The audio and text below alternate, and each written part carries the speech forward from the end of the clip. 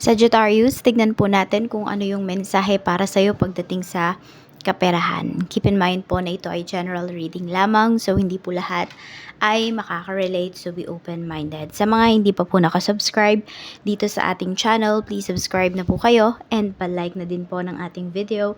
At sa mga nais pong mag-avail ng ating private readings, ng ating Evil Eye Amulet Necklace at ng ating Tears Bracelet, makikita nyo po yung link sa description box.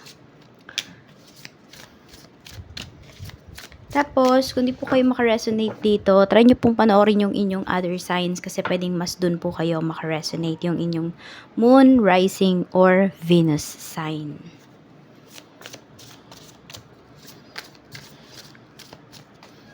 Check natin. Sagittarius, your energy, okay, or your relationship with your money. We have Page of Wands. Ayan. So, nakikita ko dito, no? You're very excited. Ayan. And you're very focused sa mga pwede mo pang kitain. Or sa ginagawa mo ngayon. Parang all out yung effort mo dito. Hindi pa siya ganun ka-stable, but papunta ka na dun. Ayan. Tingnan natin. Ano pa yung mensahe for you? Your current financial status naman. Ano po yung current financial status ni Sagittarius? We have the Hermit. Okay. So, tahimik ka lang dito. Pero maganda yung finances mo. Yun yung pinapakita. Tahimik. Some of you, pwedeng solo kayo na kumakayod para sa inyong pamilya. Nakikita ko kasi dito na ang dami nyong plans. Tapos, parang sinosolo nyo lahat eh. Tahimik lang kayo dito. Pwedeng, yes, kayo yung gumagastos sa family nyo. Kayo yung breadwinner. Pero hindi po kayo nagrereklamo. Or sabihin natin siguro, kaya hindi na kayo nagrereklamo because nagawa nyo na yan before. Pero feeling mo wala namang nakinig sa'yo. Tignan pa natin, okay? We have 5 of Cups. Ayan. Meron tayo ditong Knight of Pentacles. Okay, so may mga regrets kayo dito. Meron kayong mga pinakawalan. Parang nanahimik kayo dito. Pwedeng may ino-offer sa inyo before. No? Pero hindi ninyo inaccept yon. Kaya kung ano man po itong current job ninyo, ano man itong pinagkakakitaan ninyo, sobrang pinapahalagahan nyo po talaga yan ngayon. Okay. Ito kasi parang meron dito. It's either pinaghahanapan pa po kayo. Hindi ko makita dito na parang sobrang satisfied kayo sa inyong finances, but you are happy, no? Na meron po kayong source of income. Sabi ko nga okay naman siya.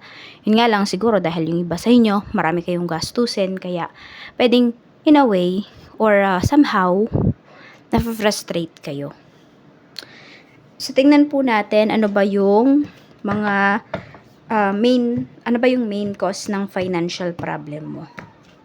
Spirit guide, ano ba yung main cause ng financial problem ni Sagittarius? Okay, meron akong na-pick up dito. Meron bang nagpakasal? Ayan. Or, pwedeng hindi ikaw yung nagpakasal, pero meron kang family member na nagpakasal, tapos nanghingi sa'yo ng budget para dun sa kasal. So, pwedeng hanggang ngayon, yung iba po sa inyo, hindi pa rin kayo nababayaran dun sa hiniram sa inyo na pampakasal, kung hindi man po kayo yung nagpakasal. Some of you, pwedeng isa yun sa main cause ng financial problem ninyo. We have the Devil. We have 10 of Cups. Check natin to ha. May lumalabas talaga dito na family. So, may tinulungan ka ba na family member? Or may pinahiram ka ng pera? Yun nga, talaga hanggang ngayon hindi pa siya binabalik. Mukhang nagmamatigas yung taong to. Sabihin natin, sinasabi naman sa'yo na magbabayad. Pero yun nga lang, hindi mo alam kung kailan talaga. We have the Wheel. Meron din ako nakikita dito, could be a friend na isa sa mga naging main cause ng financial problem mo. Pero natulungan mo yung tao na to. Kaya lang magbabayad to pag gusto niya lang. Ganon yung pinapakita. Or sabihin natin kung sa negosyo pinuhunan to ng isang kaibigan mo, pag nakabawi na daw siya, tsaka niya ibibigay yung obligasyon niya sa'yo. Tsaka siya magbabayad sa'yo.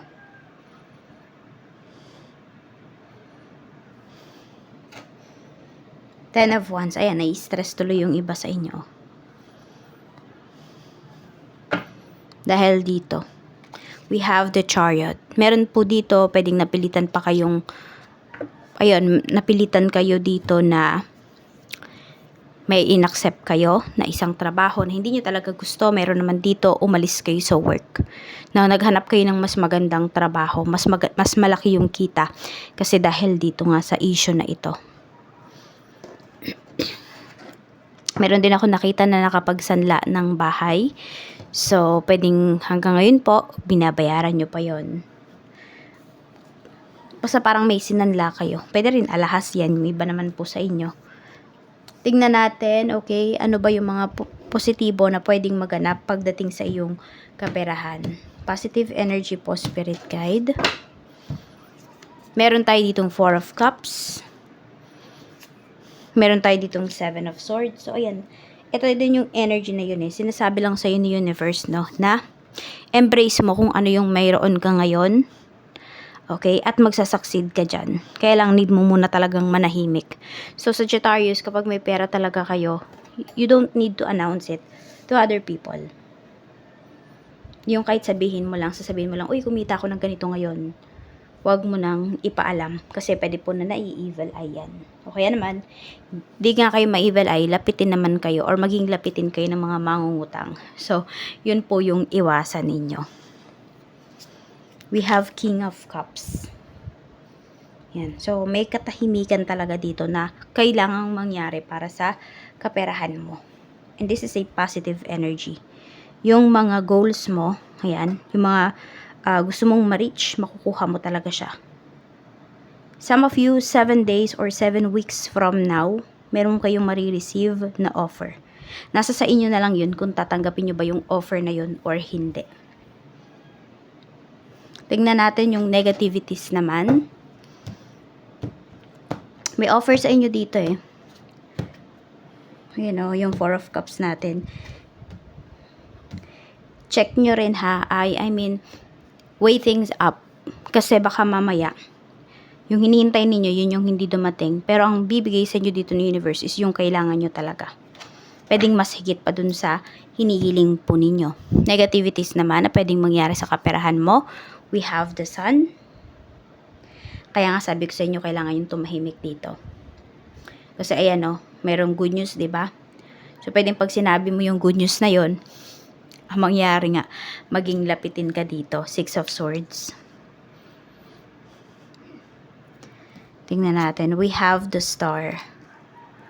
Major. May major pangyayari dito sa life mo. No? Na madaming hindi magiging masaya. May mga alis talaga. May mga tao na iiwasan ka dito. Sige, tingnan nga natin no, kung magbabayad pa ba yung may utang sa'yo.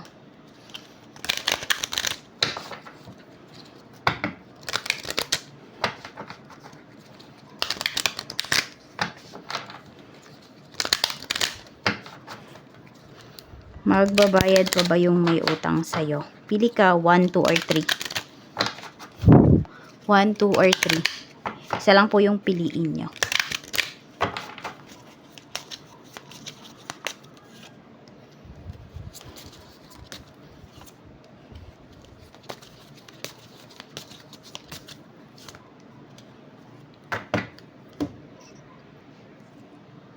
Sa pumili ng 1. Okay, so ito kasi sabi if you believe eh. Kung naniniwala ka na magbabayad yung tao na yun, magbabayad talaga siya. Or pwede rin naman kasi na baka naman pinapaniwala ka na lang ng tao na yun na magbabayad siya pero hindi pala. Pero parang alam mo na kasi eh, Some of you parang pinapaniwalaan nyo lang talaga na magbabayad. Alam mo yung umaasa pa rin kayo, pero alam nyo din na at the back of your mind, or sabihin natin, yung sinasabi ng intuition nyo, your intuition is telling you na, ay, hindi na yan magbabayad. Si number 2, tignan natin kung magbabayad ba. Yung pumili ng number 2, magbabayad pa ba? Reconsider, magbabayad pa naman po. Okay?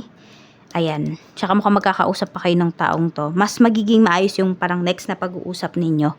Pwedeng hihingi pa siya ng konting palugit sa'yo para mabayaran niya ng buo yung kanyang inutang. Tignan natin. Or, yun nga lang kasi, pwedeng terms niya kasi. Oo, yung masunod dito. Para makapagbayad siya. Parang ilang gives yan.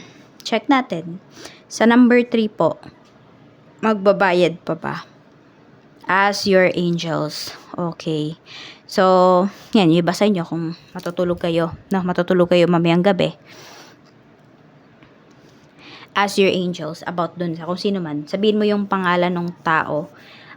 Sabihin mo, mga guardian angels ko, may tatanong lang ako sa inyo. No?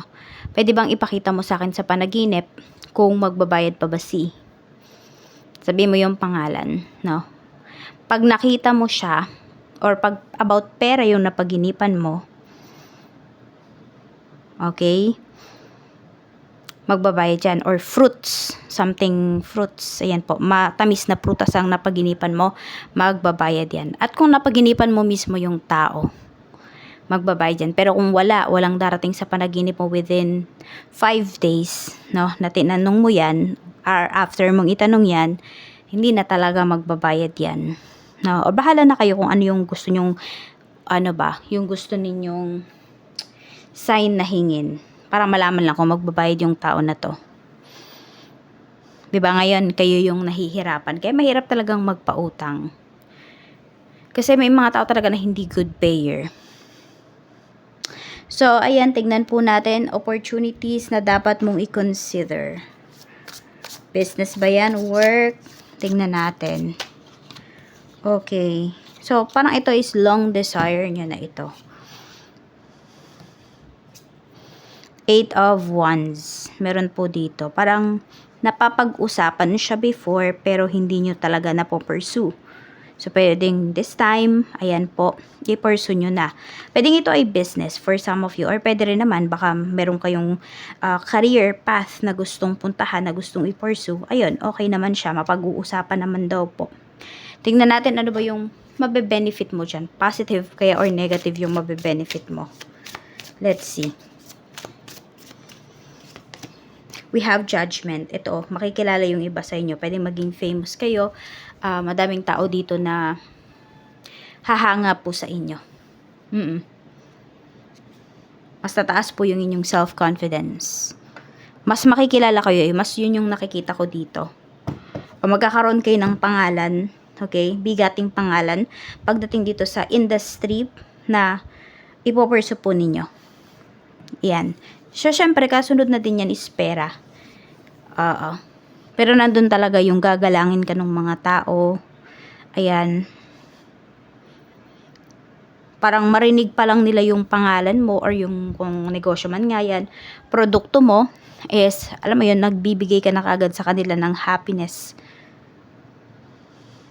Tingnan natin kung may mga tao ba na humahadlang sa financial growth mo. May tao ba dito na humahadlang sa financial growth mo? Sagittarius. The Fool. 2 of Pentacles. And the Hierophant. Pwedeng ito kung kayo sa church nyo. May dalawang tao dyan. Mas bata sa'yo. Mukhang may naiisip mo kung sino. Letter D. Yung unang letter na na-pick up ko. Yan. Pwede rin na mas older ka sa kanila ng 5 or mas younger sila nga. Ayan, mas older ka ng 5 years old. 2 to 5 years old. Santos yung apelido. Or pwedeng sabihin na natin letter S. No, may letter S sa pangalan ng tao na yon.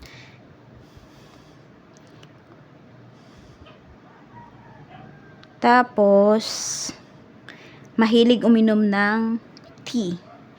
Or, specifically, chamomile tea yung naano ko eh. Oh, chamomile tea. Mahilig siya dun. Basta parang lagi niya kinikwento, hindi na ako umiinom ng coffee.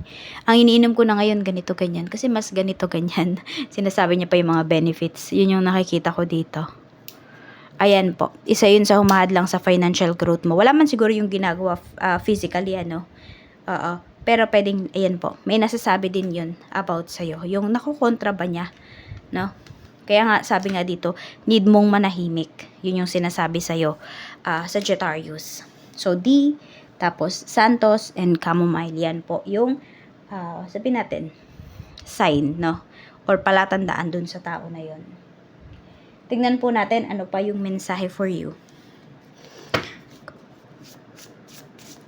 Pagdating po sa kaperahan ni Sagittarius, kamusta po?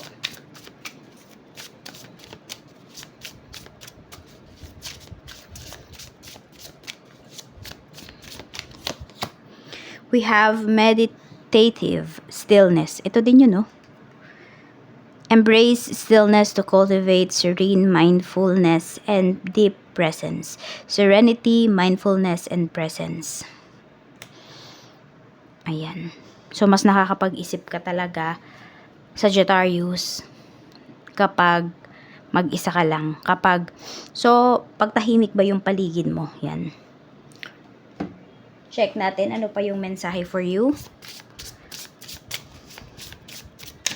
Kaperahan. Perspective is a matter of where you stand. Ayan. Ano ba yung pananaw mo daw sa buhay? Depende kasi talaga yan, di ba? Siyempre, pag maganda yung nangyayari sa life mo, maganda rin yung pananaw mo sa life. Pero pag pangit yung mga nangyayari sa buhay mo, malamang ay yung mindset mo, 'di ba? Sa negative din napupunta. So, train your mind, no? Ayan. Train your mind na mas positibo yung i-attract. Kahit nasabihin natin na may mga hindi magandang nangyayari, may mga hindi umaayon sa'yo. Check pa po natin kung ano pa yung mensahe.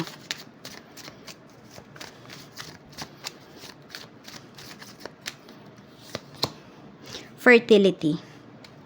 Don't sacrifice family for career. Ayun. So, yung iba nga sa inyo, pwedeng nga nasacrifice nyo na nga yung career ninyo eh.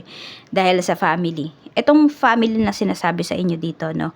Mas sinasabi po dito is yung family na binuo ninyo kisa dun sa family na pinanggalingan ninyo. Hindi sa immediate family ninyo, no? Sabi dito, it's time to think about life and children.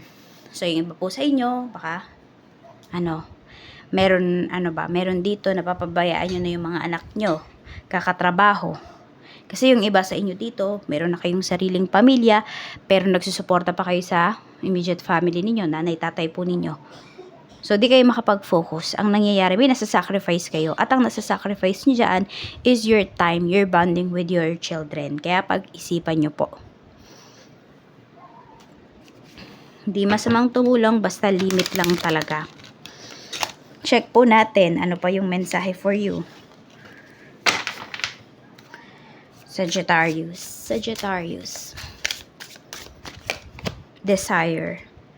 Desire is fueling your connection, both emotionally and physically. It represents a deep craving for closeness and mutual goals. So, ayan po. Meron ba dito? Meron talaga. May nasa-sacrifice kayo dito. Okay, meron ba dito gusto nyong magkaroon ng baby? Yan ba yung, yan yung, some of you, yan yung tina-target nyo ngayong darating na 2025. Or maybe yung iba sa inyo, baka 2025 nyo na ito mapanood. No? So, ayun. Nasa-sacrifice kasi ito. Yung iba sa inyo, trabaho kayo ng trabaho. Need nyo pong o yung iba sa inyo, need nyo muna mag-break. Hindi kayo mag-break ng person mo, ha? Kundi mag-rest muna po yung iba sa inyo. Stress kayo, kaya hindi makabuo yung iba sa inyo. Pero siguro ganito gawin nyo po, kasi mas may stress naman kayo kung bigla kayong magre-resign or bigla kayong magli-leave sa work na wala kayong budget. Syempre, tignan nyo muna po. You make sure na yung maipon mo, meron kang emergency funds for at least 6 months, 'di ba? Tapos syempre iba pa yung ipon mo. Ganon po yung gawin nyo. Para di kayo stress. Kasi syempre nakaka-stress naman no pag walang pera. Aminin natin yan. Mahalaga pa rin ang pera. Pero yun nga po, yung iba sa inyo. No, meron lang kayong kailangang i-sacrifice dito para makabuo po kayo. So, ayan po yung mensahe para sa iyo, Sagittarius. Humabol pa talaga tong pregnancy reading na to, no? Ito. Yan kasi yung napipick up ko dito. Kung yung iba naman sa inyo, ano na kayo? Senior na kayo. Syempre, hindi na kayo to. Yan ay pwedeng anak nyo. So, yan lang po, ano. Maraming salamat po. Mag-iingat kayo always. Pero bago pala yan, ito pala yung money mantra po ninyo. Pwede nyo po itong banggitin araw-araw. Ito yung money mantra nyo. Okay? I am worthy of a positive